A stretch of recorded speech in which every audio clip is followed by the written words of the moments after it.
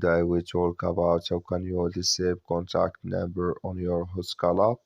We go to figure out the solution or know how you can do that on your app.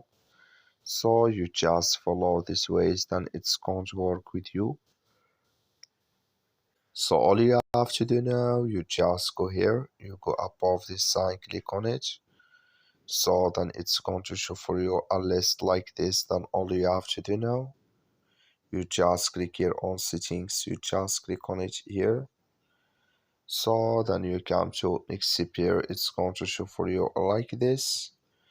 Then you go down here, just keep going down. You come here to contact number, clicking this sign or this color. Like you see color, it's gone, that's mean contact number disabled with us now. So that's all you have to do. I wish you I get it. That's all. Thank you for watching. Don't forget to support us by liking and subscribe.